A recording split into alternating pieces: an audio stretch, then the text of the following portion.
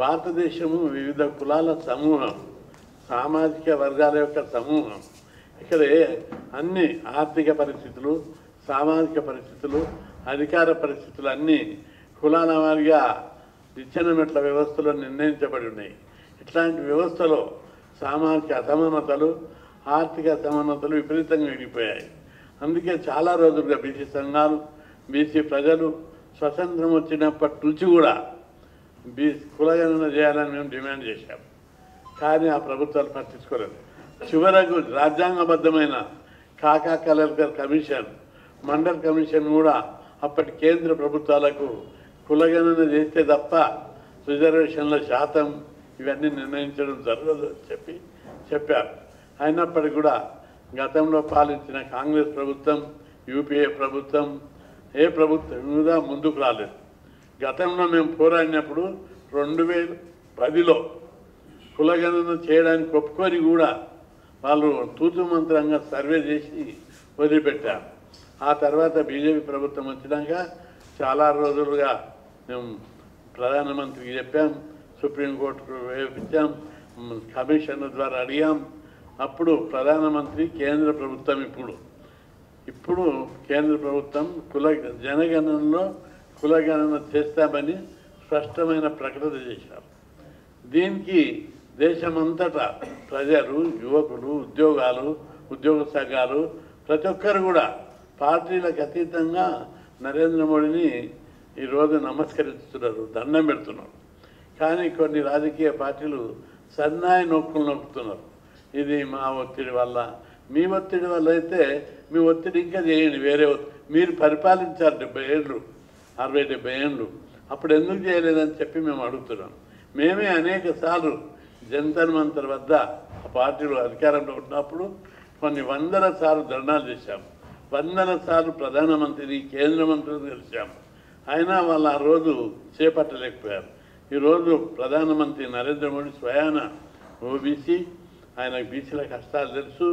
అందుకే ఆయన స్పందించి ఒక్కసారి కులగణన చేస్తే దేశంలో ఉన్నటువంటి బీసీ వర్గాల అభివృద్ధికి నిర్మాణాత్మకమైనటువంటి చర్యలు తీసుకోవచ్చు.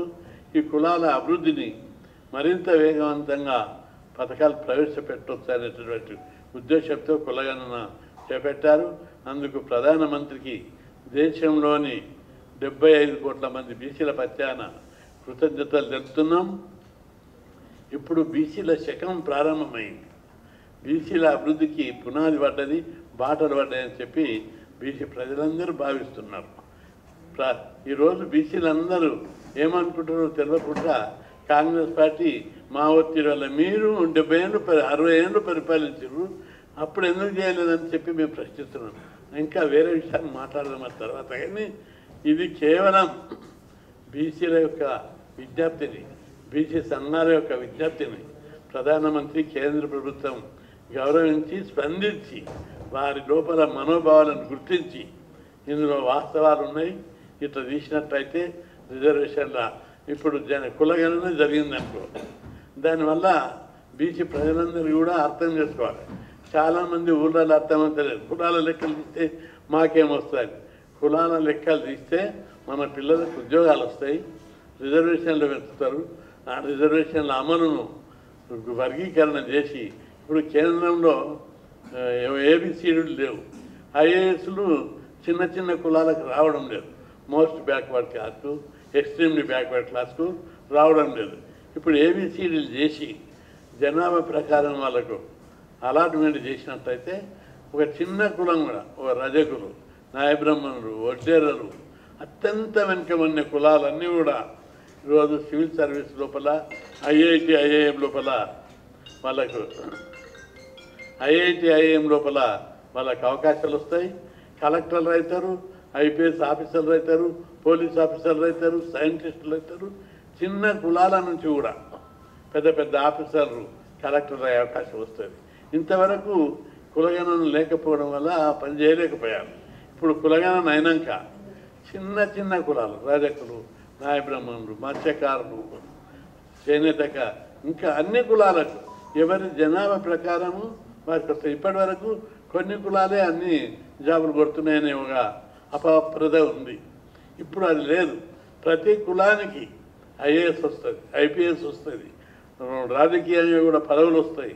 సర్పంచులు అవుతారు, ఎంపీటీసీలు అవుతారు, జడ్పీటీసీలు అవుతారు, ఎమ్మెల్యేలు అవుతారు. అట్లాంటి అవకాశాలు వస్తాయి. రెండవది, ఈ సర్పంచులు, ఎంపీటీసీ, జడ్పీటీసీలు అప్పుడు గ్రూపులు లేకపోవడం ఒకటి. ఏ నియోజకవర్గం, ఏ గ్రామం, ఏ ప్రాదేశిక నియోజకవర్గం బీసీలకు కేటాయించాలనేది లాటరీ సిస్టము పద్ధతి అన్సైంటిఫిక్గా అలాట్ చేస్తున్నారు. ఇప్పుడు జనాభా లెక్కలు తెలిస్తే, కులాల వారి జనాభా లెక్కలు తెలిస్తే ఆ కుల ఎక్కడ ఏ గ్రామంలో ఏ ఎంపీటీసీ జడ్పీటీసీ ఏరియాలో జనాభా ఎక్కువ ఉంటే వాటిని బీసీలకు కేటాయిస్తారు. కాబట్టి ఈ అడ్వాంటేజ్ ఉంది. అదేవిధంగా జనాభా ప్రకారం భవిష్యత్తు లోపల ప్రభుత్వ ఎందుకంటే మంచి రోజులు ప్రారంభమైనాయి, తప్పనిసరి ప్రధానమంత్రి గారు బీసీ వర్గానికి చెందిడు ఆ కులాల అభివృద్ధికి నిర్మాణాత్మకమైనటువంటి చర్యలు తీసుకుంటారు. ప్రతిపక్షాలు ఏదేదో విమర్శిస్తాయి, తప్పుడు ప్రకారం ప్రధానమంత్రి యొక్క చర్యలు అడుగున ఆయనకి ఇల్లు లేదు, ఊరు లేదు, కుటుంబం లేదు, భారతదేశమే ఆయన ఇల్లు. అటువంటి యోగి, నిజాయితీపరుడు, నిస్వార్థపరుడైనటువంటి ప్రధానమంత్రి దేశానికి ఉండడం ఈ దేశం యొక్క అదృష్టం. ప్రపంచం లోపల భారతదేశం తలెత్తుకొని అగ్రదేశంగా కనిపించేటటువంటి రోజులు తీసుకొచ్చారు. ఒకప్పుడు భారతదేశం అంటే పేద దేశం, బీదరిక దేశం. అమెరికాలకి వెళ్ళి గోధుమలు దిగుమతి చేసుకొని పంచుకుంటుంది, వేరే దేశాలకి వెళ్ళి బర్మాకి బియ్యం తెచ్చి పంచుకుంటున్న రోజులు చూసినాం మనం. ఈరోజు ప్రపంచ దేశాలకి అన్నం పెట్టే స్థాయికి భారతదేశం ఎదిగిందంటే అది నరేంద్ర మోడీ ఘనత అని చెప్పి ఈ సందర్భంగా మనం అందరం గ్రహించాలి. అంతేకాదు, ప్రపంచ దేశాలలో పర్యటిస్తున్నప్పుడు నరేంద్ర మోడీకి దేశ ప్రధానులు, ప్రపంచంలో ఉన్నటువంటి ఆ దేశ అధ్యక్షుడే ఎయిర్పోర్ట్లో వచ్చి పాదాభివందనం చేస్తున్నారంటే ఎంత గొప్ప వ్యక్తిత్వం ఉన్నాడో అర్థమవుతుంది. కాబట్టి మన దేశ కీర్తి ప్రతిష్టలు, మన దేశ గౌరవాన్ని ప్రధానమంత్రి నరేంద్ర మోడీ పెంచారు. ఇంకొక విషయాన్ని ఇక్కడ గమనించాలి. మనకు ఈ కొంత అసమానతలు ఉన్నాయి. సంపద లేని అసమానతలు సంపద పెంచి సమాన భాగాలు పంచుకుంటే అర్థం ఉంటుంది. మొట్టమొదట దేశ సంపద, దేశ సౌభాగ్యాన్ని అగ్రదేశంగా తీర్చిదిద్దడానికి ఆర్థికంగా, సంపద పరంగా అన్ని రకాలుగా దేశాన్ని అభివృద్ధి చేసి ఆ తర్వాత ఈ కులాలకు భారత మాత ముద్దు బిడ్డలైన బీసీ, ఎస్సీ, ఎస్టీలకు వాటాలు చేయడానికి ఆయనకు ఒక విజన్ ఉంది. ఆ విజన్ ప్రకారం ఆయన పోతున్నాడు. అందులో భాగమే కులాల వారి లెక్కలు తీశారు. ఇప్పటి నుంచి మనం అందరం ఎక్స్పెక్ట్ చేయాలి. మన వాటా ప్రధానమంత్రి గారు ఇవ్వడానికి బాట వేశాడు, మన వాటా మనకి ఇవ్వడానికి ఆయన బాట వేశాడు. కాబట్టి మనకు మంచి రోజులు వస్తాయని చెప్పి బీసీలు అర్థం చేసుకోవాలి. కాబట్టి బీజేపీ పార్టీ అగ్రనాయకులందరూ కూడా ముక్త కంఠంతో ఈ జనాభా లెక్కల్లో కులాల వాళ్ళ లెక్కలు చేయడం వెనుక బీజేపీ పార్టీ ఉన్న అగ్రనాయకులందరూ చీపు మోహన్ భగత్ గారు కూడా ఆయన చొరవ తీసుకున్నందుకు ఆయనకు ప్రత్యేక ధన్యవాదాలు తెలుపుతున్నాం. అదేవిధంగా నరేంద్ర మోడీని యొక్క కీర్తి ప్రతిష్టలు ప్రపంచంలోనే వెలుగొందుతున్నాయి. ఇక్కడ ప్రతిపక్ష పార్టీలు సన్నాయి నొక్కుతూ తప్పుడు సంకేతాలు ఇస్తున్నారు. ఏది కాదు, మీరెవరు ఏ పార్టీ కూడా బీసీని ప్రధానమంత్రి చేయలేదు. ఏ పార్టీ కూడా గతం లోపల 27 మంది కేంద్ర మంత్రులను బీసీలను చేయలేదు. ఏ పార్టీ కూడా రాష్ట్రపతులను, ఉపరాష్ట్రపతులను బీసీ, ఎస్సీ, ఎస్టీలను చేయలేదు. బీజేపీ పార్టీ ఉన్నత పదవులన్నీ కూడా ఈరోజు ప్రధానమంత్రి బీసీ, ఉపరాష్ట్రపతి బీసీ, రాష్ట్రపతి ఎస్టీ మహిళ. ఈ విధంగా సామాజిక న్యాయం పేద కులాలకే ఉన్నత పదవులు ఇచ్చినటువంటి ఘనత బీజేపీ పార్టీదని చెప్పి మనం గుర్తుపెట్టుకోవాలి. కాబట్టి ఈ విషయం లోపల బీజేపీ పార్టీకి అందరూ మద్దతు ఇవ్వవలసిన అవసరం ఉంది. బీసీ సంఘాలకు, బీసీ నాయకులకు విజ్ఞప్తి చేస్తున్నారు. పార్టీలకు అతీతంగా, కులాలకు అతీతంగా సమావేశాలు ఏర్పాటు చేసి ప్రధానమంత్రికి మనం అందరం కృతజ్ఞతలు తెద్దాం. అన్ని కుల సంఘాలు జిల్లా స్థాయిలో సమావేశాలు ఏర్పాటు చేసి ప్రధానమంత్రి చేసినటువంటి ఈ గొప్పతనాన్ని గురించి హర్షం వ్యక్తం చేస్తూ ఆయనకు లేఖ పంపుతూ మళ్ళా మన డిమాండ్లు ఏమున్నాయో ఇంకా మన కొన్ని డిమాండ్లు ఉన్నాయి, అవి తీర్చడానికి ఇప్పుడు ఎట్లయితే జనగణన సడన్గా ప్రధానమంత్రి అనౌన్స్ చేసిండో మన ఇంకా 2-3 డిమాండ్లు ఉన్నాయి.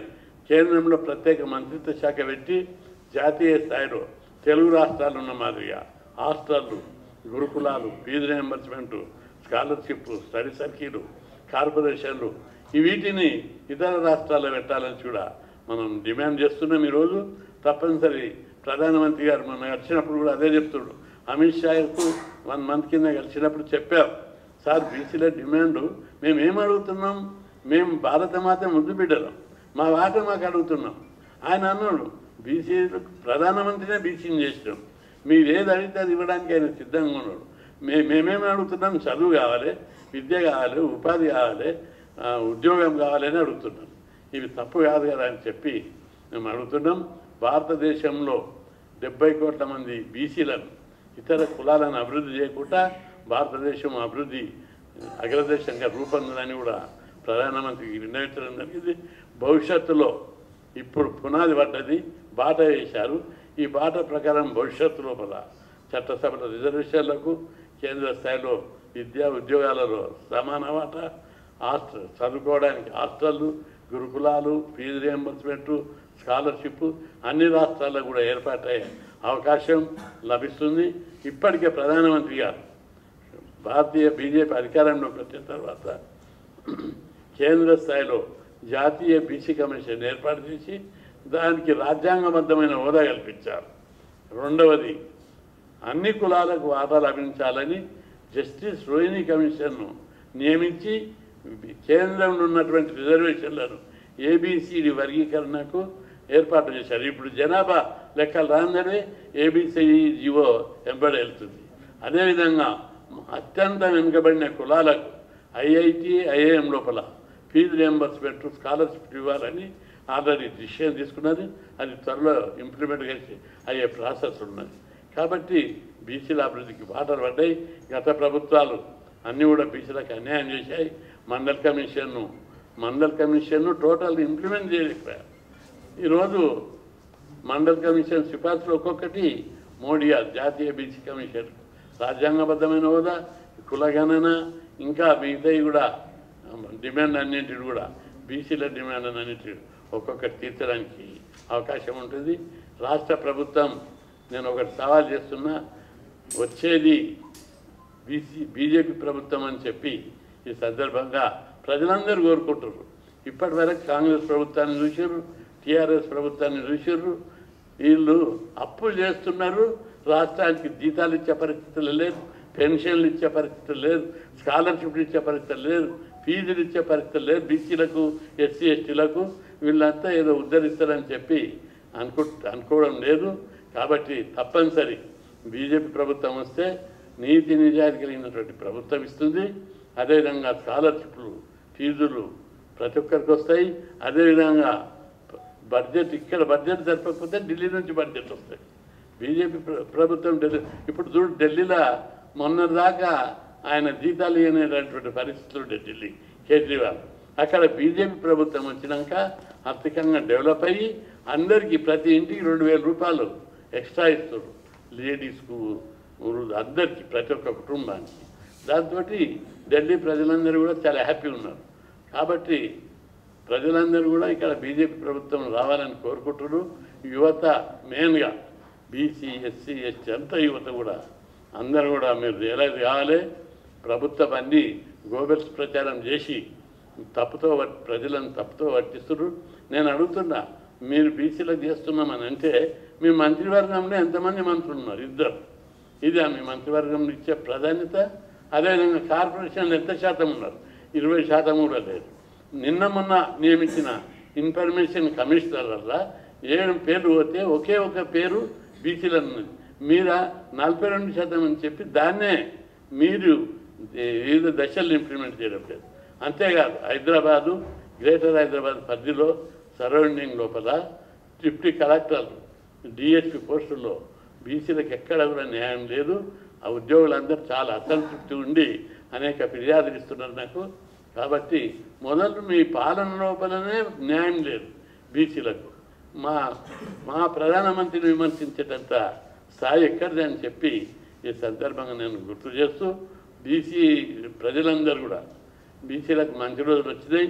ప్రధానమంత్రి గారికి మనం పాలాభిషేకం చేయడము, అభినందనలు తెలుపుతూ ఉత్తరాలు రాయడము, ప్రతి జిల్లా లోపల పెద్ద ఎత్తున కార్యక్రమాలు చేపట్టి జనాభా గణన వల్ల ఏమి ఉపయోగాలు ఉన్నాయి, ప్రతి ఒక్కరు దీన్ని ఎట్లా సద్వినియోగం చేసుకోవాలనో కుల సంఘాలు, బీసీ సంఘాలు చేయాలి.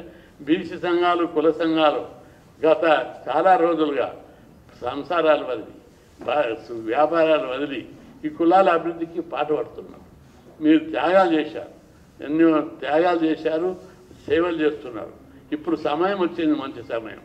దీన్ని సద్వినియోగం చేసుకొని మనం పాజిటివ్గా బీజేపీ ప్రభుత్వానికి అనుకూలంగా, అంటే న్యాయం ఉన్నది ఉన్నట్టు వాస్తవం కళ్ళకు కనిపిస్తుంది, లెక్కలు తీయాలి.